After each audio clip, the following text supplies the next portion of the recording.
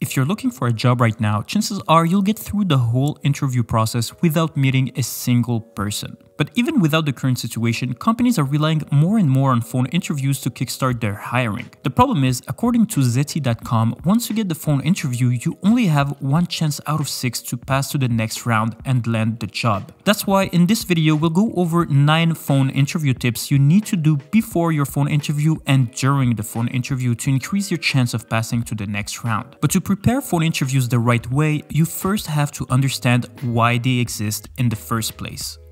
Companies don't have the resources nor the time to interview 20 candidates and bring them all to the office. Therefore, they will prefer to call these candidates, screen them, then bring 3 to 4 people for a face-to-face interview. That's why many people call it a phone screening interview, because their main goal is to provide the recruiter with specific information about you to see if you really match the job posting like your application was saying. It is also the right time to know all those requirements that people tend to forget, like for example, working night shifts, relocation, or long-term career goals. But most candidates don't understand that goal and take these phone interviews very lightly, saying it's just a 15-minute phone call, it'll be easy. Wrong. Remember, it's a phone screening interview, meaning that you have high chances of being cut right in this round. And that's why you have to double down in preparation and avoid silly mistakes, starting with number 1, having a bad voicemail. Before you do anything, set up your voicemail, please. Life can happen and maybe you'll miss your phone interview because of X reason, and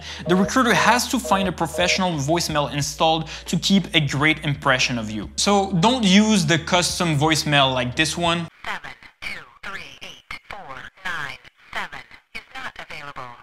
At the tone, please record your message. Also, remove your voicemail from high school, please. Hello? Hey, what's up, man? Yo, Got you. I can't answer now. Leave a message and I'll get back to you if I feel like it. Yeah, recruiters don't really like that, and your friends too, by the way. Use something simple, just like this one. You've reached Maddie Cafe. I'm unable to take your call right now. Please leave your name and phone number and the reason for your call, and I'll call you back as soon as I can. Thanks, and have a good day. Cool, you've placed your safety net just before your phone interview. Now, make sure you prepare well using the RPPQ method. Research, prepare popular questions. That's the most important step in the whole process, because remember, the goal of the phone screen interview is to make sure that you fit with the job role. And that's why you need to study the job posting, you need to study the company's mission, their long-term goals, and their culture. Also remember to prepare popular questions that they might ask you. For that, read the job posting several times and note any questions you might have about the job. Next, go on the company's website and read about their mission, their goals, and their culture. And finally, check out the interview section of Glassdoor for sample questions this specific company might ask you. And if you don't find anything relevant on Glassdoor, then prepare those questions. Tell me about yourself. Why do you want to work here? Tell me about a time you failed. What is your greatest weakness? And why are you leaving your current job? I leave videos in the YouTube cards and in the description if you want to dive deeper into those. Great, what are you gonna do now that you know all these information? Are you gonna remember everything? I doubt it, and that's why you need to keep notes near you with step number 3, reminder notes. If you're scared of forgetting anything from a question that you really want to ask or how to answer what is your greatest weakness, then remember that you can keep some notes in front of you while doing the phone interview. Now, don't prepare a wall of notes like if you had to break out your brother from prison, because you won't have the time to read them all anyway. Prepare 3 to 4 post-its with your most important reminders and put them near the place where you'll take the interview. And talking about the place, don't do the interview in any place. Location. I think it's common sense to not choose somewhere in your house with a lot of noise or a lot of distractions, but I want to take it a step further by talking about the psychology behind the different rooms in your house. For example, your brain knows your bedroom is made to sleep and relax, and that's why I don't recommend taking the interview there. That's why I prefer to take the interview somewhere neutral or where I usually work or study. Please don't take it on your bed. This way you'll already be accustomed to the vibe of the room, and that will help you perform better in the phone interview. Alright, your preparation is done. Just double check about the time and yeah, I was about to say location, but it's in your house. Just double check the date and time and get ready. And talking about being ready, Learn to wait for the interview, the art of waiting. All right, I don't know about you, but I used to try to kill time when waiting for my interview. I check the clock and see if I have like 10 minutes left, I'll go grab a snack or watch a YouTube video or scroll on Instagram. Don't do that for two main reasons. First, you increase your chance of missing the call if you focus on something else before the phone interview. Second, your mind will be focused on a current task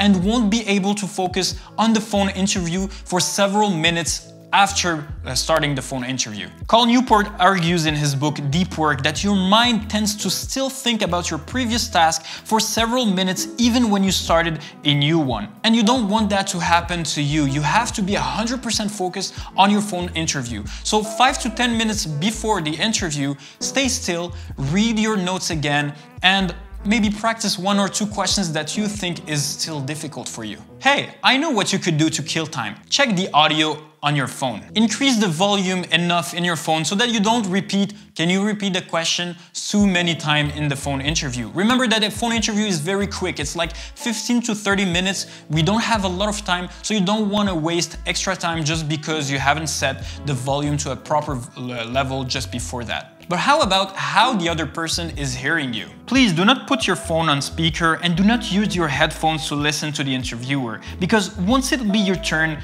they'll hear you like this. And they will most likely focus on the poor audio and not about your awesome answer. Alright, so you adjusted your audio. Now the phone rings. You can pick up the phone, but don't stay seated. Stand up. Your body language is super important even on the phone. The way you stand, the way you move, and even your smile can be sensed over the phone. And that's what American psychologist and Harvard professor Amy Cuddy refers to as power posting. Your posting can give a lot of valuable information about you, and that's why you need to stand. By standing up, you'll have more room for your gesture, your voice will be clearer, and you'll have more chance of speaking as you would speak in a face-to-face interview. But don't go overboard with your charismatic gestures. Take your time and give time to the interviewer to take notes. With step number 8, pace yourself. You're not in front of an interviewer, so you don't see if they're done taking notes. So make sure you take some short pauses between your answers, and if you're not sure, just ask them if they're done taking notes and if they need more details about their question. They will love that, and let me tell you something, not a lot of candidates actually do that, so they'll appreciate it a lot. Alright, you've done everything perfectly so far, so don't kill your chance with this last mistake, number 9, multitasking. I know that by standing up and by being at home, you'll be primed to do something else during your phone interview. You can easily go and see what's in the fridge, pet your cat, or just walk all around your house. Well, don't. Just stay in one place, because remember, if you focus on something else, your mind will be split in two, and the other person, the interviewer, will notice it because your voice tone will change, the way you behave, and also the quality of your answers will be affected too. To help you out, just stay in one room, make sure there's nothing distracting, and walk around it as Dumbledore does in Harry Potter 3. Is that really Dumbledore? And he studied pacing, does that a lot. You're now done with your phone interview, so what's next? If you really want to stand out, you have to send a thank you email just to reiterate how much you're excited about the opportunity and to remind the interviewer about your skills and how you fit the role. Because remember, they will likely call 20 to 30 candidates, so you want them to remember you. And an easy way to do that, and it takes only 5 minutes, is just to send a thank you email. If you want to learn how to craft the perfect thank you email that will take you just 5 minutes and that will give you results, then